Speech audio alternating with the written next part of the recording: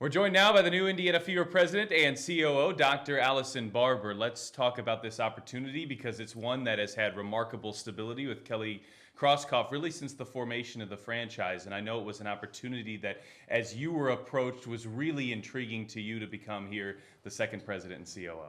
Well, thanks. I'm happy and honored to be in this position. Kelly did such a wonderful job of developing this franchise and taking it to great levels of success.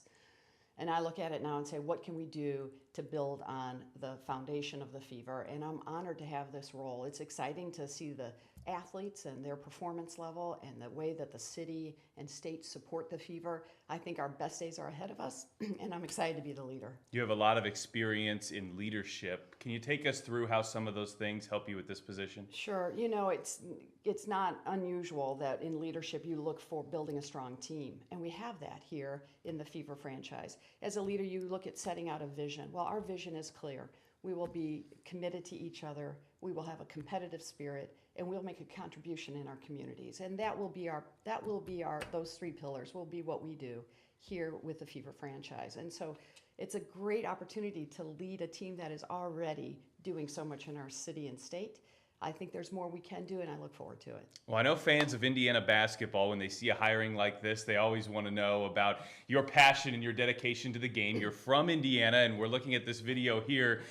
This was quite a moment for you as a little girl to receive your first basketball. I have always loved the sport, and I'm so grateful to my mom who bought me that basketball and my dad who got out on the driveway with me to shoot hoops. I'm not proud of my talent in that video, to be clear, but I'm pretty proud of my enthusiasm for the sport. I want every child in Indiana to have the opportunity. I mean, this is our sport. It's what we do. And every child should have that same enthusiasm and opportunity to shoot a ball through a hoop because it's pretty spectacular. Well, kind of on that thought process, we're unveiling today also the All for Love campaign. What are your thoughts as you take over this position and kind of begin in that direction? You know, this campaign aligns really with my career and my moving into this role with the Fever. You know, you think about what do people do for love? You know, our athletes every day in the gym. I just went and met a few athletes. They're out there working hard in the practice gym. They love the sport. They're up early, they're disciplined, they're focused because they love the sport. And it's not unlike many people in their jobs. Hopefully they get that opportunity to do what they love. But if you do what you love, it requires discipline and focus. You have to play offense. You can't sit back and let things happen.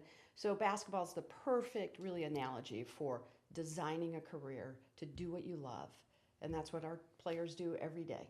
Well, as someone who grew up in this state loving this game, the opportunity to work with Tamika Catchings, who also was announced today, has to be something that you're really looking forward to. It's a privilege, for sure. Tamika is an extraordinary individual. She's got the focus and determination and drive that we've talked about and the passion to helping kids succeed in addition to winning games. And I think between Tamika and Coach Pokey, we'll have a great team to move forward with the Fever. I know you're certainly going to have your imprint here pretty early on the Fever side of things. Can you take us through kind of initially what goes through your mind as you take over a position like this and you begin to establish relationships and everything that goes in to being the president? When you move into a leadership role, you put together a rubric and you say what's working and what isn't working. And you figure out where the gaps are and where you put your time and attention. What a privilege to come to the Fever where the what is working is a really, really long list. And I haven't found anything that isn't working. So we've got a lot of opportunity to take what's working and move forward. I have to tell you, Pat, I want every child in this state to have the opportunity to play basketball. What can we do to influence and shape that, whether it's through our camps, whether it's through refurbing playgrounds? What does that look like to get kids back into exercise, to the sport that is so great? I mean, what other sport can you play by yourself? I mean, I'm not kidding. I love this game. It's good for kids. I look at the work we're doing in the community with education, the program for Hoops for Troops. I got to work at that program when I was in D.C. There's so many good initiatives in the community. And the reason it's important to be in the community because it will inspire people. It'll inspire people to be fans of the Fever because they should be fans of the Fever. It'll inspire people to be proud of their state because they should be proud of their state. So as a leader, you look at all of these things and say, what a wealth of riches we have. So many wonderful opportunities. And we just have to be smart and strategic to maximize those with great focus and strategy. It sounds like a lot of that strategy, as I listen here, has to do with kind of ground up building and really starting with the youth here in the city and the state. That's exactly right. When I look across Indiana, we have some great opportunities to do more for kids.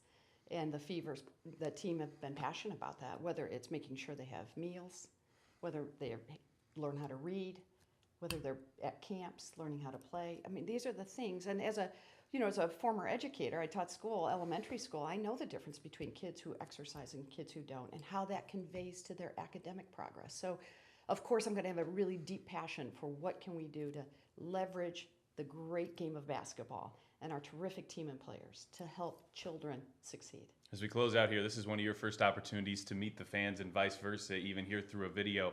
What else do you want them to know as you start here in day number 1? Well, when I look at what works on my rubric, the thing that works are our fans. They are so loyal and committed, and I'm grateful for this terrific fan base. I know several Fever fans. I'm related to many of them.